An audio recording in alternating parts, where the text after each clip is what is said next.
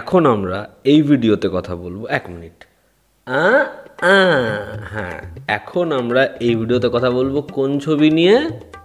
হ্যাঁ, বাবিটেনে এই ছবিটা নিয়ে আমরা এখন এই ভিডিওতে কথা বলবো। তো ছবিটা আমি দেখলাম, আমার সবথেকে যেটা ভালো লাগলো, মানে আমরা বলি না যে আমাদের অডিয়েন্স পিছিয়ে যাচ্ছে, আমাদের অডিয়েন্স ভালো ছবি দেখছে না, খুব মিথ্যা কথা এটা। কমেন্ট বক্সে অডিয়েন্সের এই যে কমেন্ট যে বাবিটেনে ছবিটা রূপমদা দেখলে না, কালকে আমি দেখলাম তিনিয়ারি কথাতেও লোকে এরকম ধরনের কমেন্ট, আমি বুঝলাম যে এরা পিওর আমার অডিয়েন্স। এবং আমি ছবিটা দেখলাম, এবং আমার সবথেকে যেটা ভালো লাগলো যে একটা হরর সিনেমা কিন্তু ছবিতে পারফর্মাররা এমন কাজ করেছে সেটা হয়ে গেছে ট্র্যাজেডি।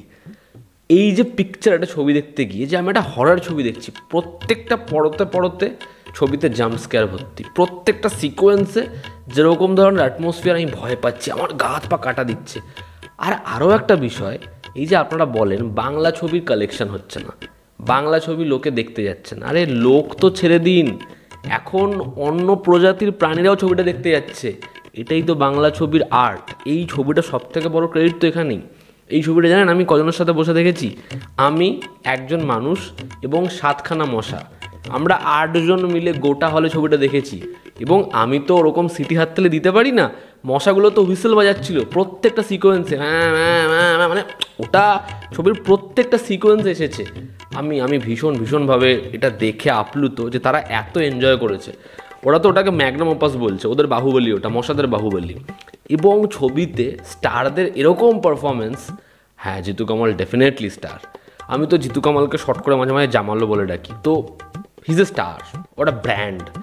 তো জিতু কামালের যা পারফরমেন্স ছিল, মানে সেটা বস ট্র্যাজেডি। মানে এরকম একটা হরর ছবিতে এরকম একটা পারফরমেন্স যে আপনি পর্দায় চোখ রাখতে পারছেন না, চোখ এই যে পারফরমেন্স আপনি দেখতেই পাচ্ছেন না, পারফরমেন্স কাঁদিয়ে দিচ্ছে আপনাকে, ছেলেটা জাস্ট কাঁদিয়ে দিচ্ছে। এটা আপনি কোথায় পাবেন? দারুণ দারুণ দারুণ।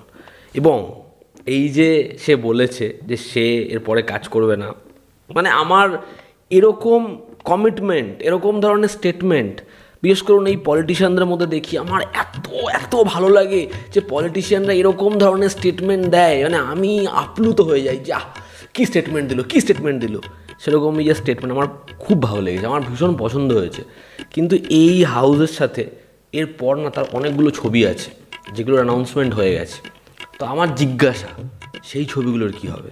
মানে সেই ছবিগুলো নিশ্চয়ই এর থেকে বেশি ট্র্যাজেডি, এর থেকে বেশি হরর এলিমেন্টসে ঠাসা থাকবে, আমি সেটার এক্সপেকটেশন রাখতে পারি। যাই হোক, এবং এই ছবিটা যারা বানিয়েছে, ছবিতে একটা সিকোয়েন্স রয়েছে, একটা কিডন্যাপের সিকোয়েন্স রয়েছে, যে জিতু কামালদা সে মুখে একটা মাস্ক পরে আসছে। এবার কেউ তাকে বলেনি যে এটা ব্যাটম্যানের মাস্ক নয়, ক্যাটউম্যানের মাস্ক, এবং সে সেটা পরে এসেছে। মানে এই গন্ডগোলগুলো হলে তো ঠিক না। এই যে হিরোর যে হেয়ার কাটটা রয়েছে, এই যে গোল্ডেন স্ট্রোক মারা চুলে, এই যে বাজ পাখি ফেরত স্টাইল, এটা আমার মনে হয় আগামী কয়েকদিনের মধ্যে ট্রেন্ড করবে এরকম একটা স্টাইল। এবং ছবিতে একজন ফরেনার অ্যাক্ট্রেস রয়েছে, অ্যালেকজান্ড্রা মেবি তার নাম। আরে ভাই, ওনাকে বাড়ি পাঠাও। মানে তোমরা কী করছো? এটা এখানে আটকে রেখে দিয়েছো, প্রত্যেক 2 মাস 1 মাস অন্তর অন্তর তার ছবি আসে, সে আবার কখনো লিড অ্যাক্ট্রেসের চরিত্র অভিনয় করে। ওনাকে বাড়ি পাঠাও ভাই, ওনার নিশ্চয়ই কাজবাজ আছে এখানে। কি আমার না চোখে জল চলে আসে, চোখ ছলছল করে ওঠে অনিক দত্তের জন্য। মানে লোকটা কি জ্যাম দিয়ে গেল বলুন তো টলিউডে। আজকে অনিক দত্ত যখন এই ছবিটা দেখবে সিনেমা হলে, গর্বে বুক ফুলে উঠবে। ক্যা দিয়া মেনে বাস। ছবির গল্প তো রোজই একটা করে ছবিতে থাকে, কিন্তু গল্প না থাকা সত্ত্বেও একটা ছবি, এটা আপনারা দেখান দেখি। এবং এই ছবির একটা ইতিহাস আছে, যে ইতিহাসটা আপনাদের জানা দরকার। আপনারা যদি 10th 12-এর এক্সাম দেন, আপনাদের আসবে প্রশ্নটা, যে এই যে ছবিটা এই ছবিটার যে লেখা হয়েছিল, যে স্ক্রিপ্ট, সেটা কোন কালিতে লেখা হয়েছিল, যে স্ক্রিপ্ট কেউ দেখতেই পায়নি, ইনভিজিবল লিঙ্ক, ঠিক আছে, ওই কালিটায় এই ছবিটার গল্প লেখা হয়েছিল, যে কারণে ছবির গল্পটা দেখা যাচ্ছে না। এবং ছবির যে ভিলেন, এরকম চমু ভিলেন, মাইকের গন্ডগোল। ছবির যে ভিলেন, আমার তো মনে হয় আমরেশ পুরী, সঞ্জয় দত্ত, এদের পরেই এই ভিলেনের নাম থাকবে, কিন্তু ভিলেনের নামটাই মনে করতে পারছি না। ছবিতে শ্রাবন্তী এবং জিতু কামালের জুটি। দেখুন, একটা ছবি এসেছিল দিল বলে হারিপ্পা, শাহিদ কাপুর এবং রানী মুখার্জির যে জুটিটা, সেটা তো সেই সময় বেস্ট জুটি ছিল। ছবিটা বক্স অফিসে অল টাইম ব্লকবাস্টার। তো আমার এই ছবিটা দেখার পর মনে হয় যে শাহিদ এবং রানী মুখার্জির যে জুটিটা ছিল, সেটাকেও হার মানিয়ে যাবে হচ্ছে এই ছবির জুটিটা। এই যে পরিচালক অংশুমান প্রত্যুষ, আপনারা বিশ্বাস করবেন না, আমার যদি সব থেকে প্রিয় কোনো পরিচালক হয় সেটা হচ্ছে অংশুমান প্রত্যুষ। খুব পছন্দের পরিচালক। আমি তার ছবি দেখার জন্য অপেক্ষা করি, হাপিত্তেশ করি কখন আসবে অংশুমান প্রত্যুষের ছবি। যেমন 2025 আমার খুব ভালো কাটবে, কারণ তার 5খানা ছবি পরপর আসবে। আমি খুব খুশি তার জন্য। একটা সার্ভে হয়েছে যেখানে কিছু আতঙ্কবাদীরা সত্যি কথা বলছিল না, তারা যা ক্রাইম করছে সেগুলো স্বীকার করছিল না। হেমলক সোসাইটির মতো একটা সোসাইটি তাদের হাত পা বেঁধে অংশুমান প্রত্যুষের ছবি টানা 5-6 দিন দেখিয়েছে। আর পরে কি হয়েছে জানেন? সেই লোকগুলো যা হয়েছে কমা সেমিকোলন সব সমেত সত্যি কথা বলে দিয়েছে। ভাই, লোকটার ক্রেডিট দেখো, লোকটার ক্ষমতা দেখো।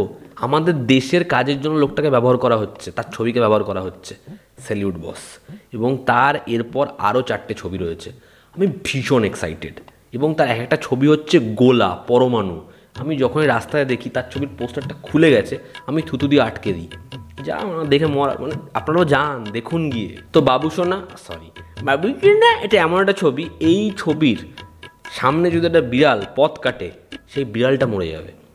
এবার আপনাদের ডিসিশন।